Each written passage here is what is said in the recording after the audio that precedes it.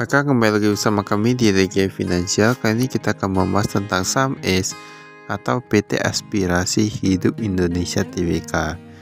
Nah, di sini untuk laporan keuangan kuartal kedua kita lihat ini ada disebutkan dia satuan penuh tapi bentuknya itu rupiah.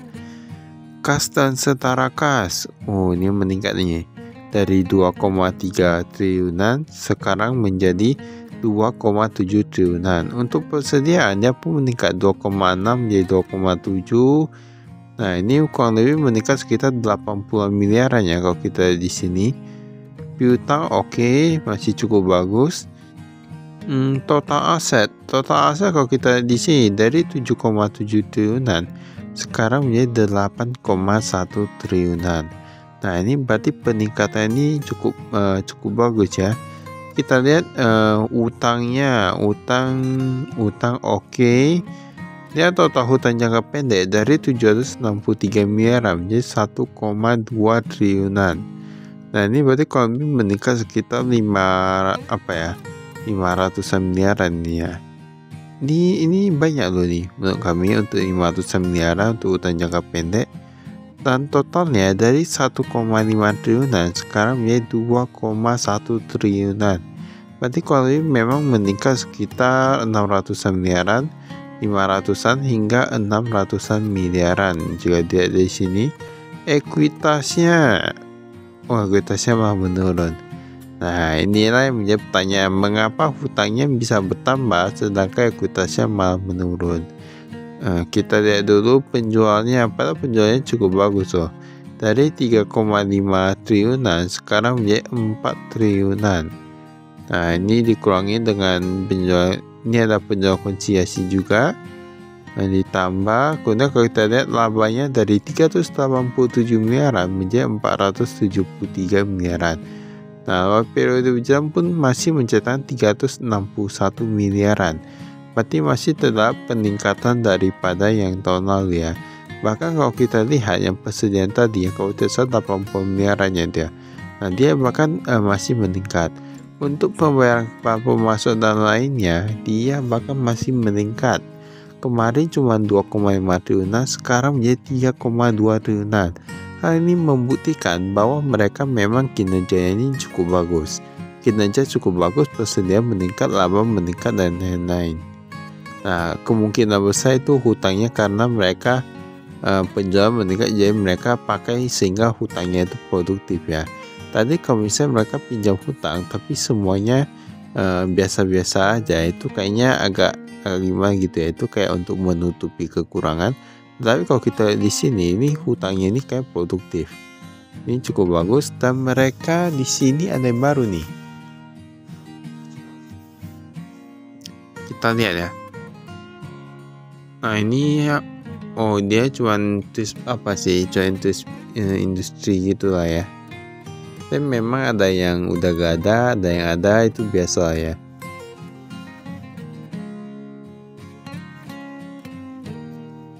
Di sini ada disebutkan untuk komisarisnya. Kalau komisarisnya kayak gak ada yang berubah nih. Tapi semua pun gak ada yang berubah.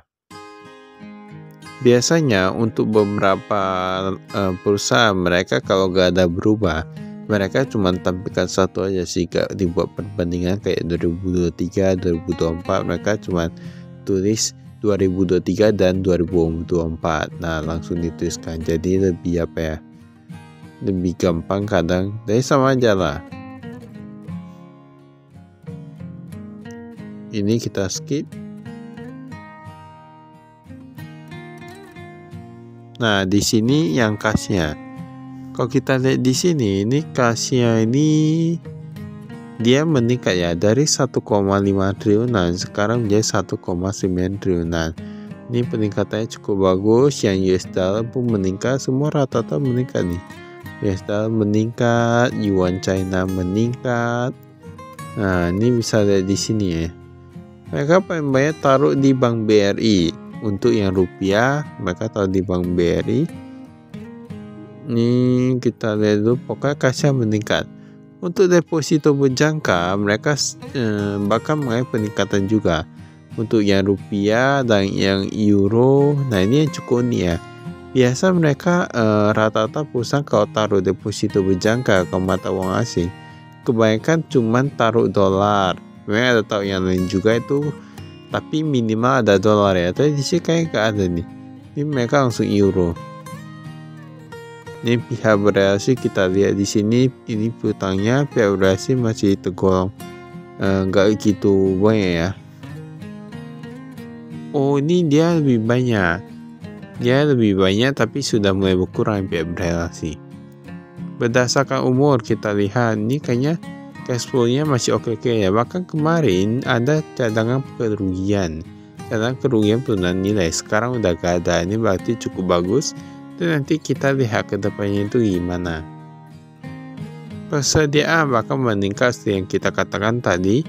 Ini produk perbaikan rumah dia menurun sedikit, oke, tapi yang produk gaya hidup dia meningkat. Dan menurut kami ya, biasanya itu persediaan yang meningkat seperti produk gaya hidup itu dikarenakan dia penjualannya cukup bagus. Biasa kayak gitu, tapi kita kan belum tahu, ini kayaknya merata sih semua.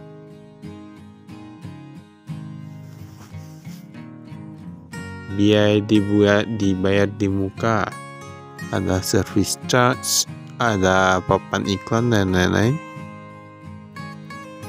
Uang muka pembelian barang dagang 337 miliaran, bahkan lebih besar daripada yang tahun lalu. Nah, inilah hal yang bisa membuktikan bahwa ini memang sedang oke ini ya penjualannya. Properti investasi bisa di sini. Ya, aset tetapnya.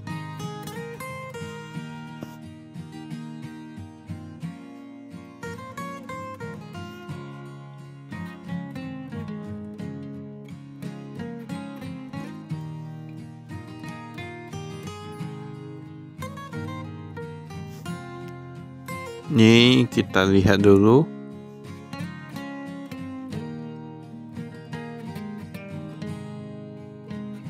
Ini ada modal sahamnya. Nah, modal sahamnya kalau kita lihat di sini, ini yang PT kawan lama menjadi 59,8.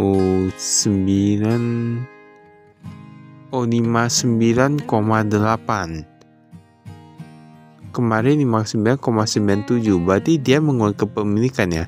Ini PT kawan lama ini ya, di saham S ini ya. Nah, kita nggak tahu ini tujuannya untuk apa. Dan nanti kita lihat ke depan itu gimana.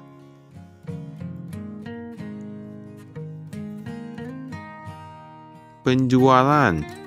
Nah, jika dilihat dari sini, ini penjualan semua rata-rata meningkat sih, tapi produk permainan meningkat sedikit, cuma sedikit. Tapi untuk produk perbaikan rumah, produk gaya hidup, semua meningkat cukup drastis, cukup bagus ya ini ya. Memang penjualan lagi bagus. Beban pokok penjualan. Nah, kita lihat mengapa beban pokok penjualannya bisa meningkat.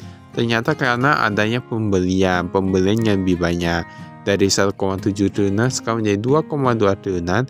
Ini artinya memang ini bukan suatu hal yang wajar ya. Ini masih cukup bagus. Semua rata-rata bagus ya kalau kita di sini. Ini gaji bonus tunjangan dan kesejahteraan karyawan bahkan meningkat. Nah, kami sangat suka kalau perusahaan dia ada mengutamakan kesejahteraan karyawan juga. Nah, ini pemeliharaan jasa profesional. Ini semua rata-rata bagus ya nih ya. Seragam. Nah, ini nih. Ini kalau kita lihat renovasi di sini kayak dari 1 miliaran menjadi 2 miliaran. Ini berarti mereka ada renovasi juga ya. Dan kami sangat suka kalau sebuah perusahaan dia yang apalagi yang di bidangnya perdagangan langsung ke customer, mereka melakukan renovasi menjadi lebih bagus, lebih baik. Nah, itu kami sangat suka karena itu bisa meningkatkan penjualan loh. Karena semua orang dia, oh ini baru nih, oh ini enak nih. Jadi bisa lebih mau datang gitu ya. Pendapatan atau beban lain-lain. Nah, di sini kemarin yang laba siklus gak ada untung, sekarang jadi ada untung 10 miliaran. Ini cukup bagus ya. Pendapatan sewa dan pemeliharaan bahkan meningkat. Nah, pendapatan komisi pemeliharaan bahkan meningkat. Ini semuanya ini bahkan rata-rata meningkat. Ini cukup bagus ya. Kecuali yang pendapatan service yang berkurang, apalagi yang pendapatan member. itu memang agak sedikit berkurang gitu ya.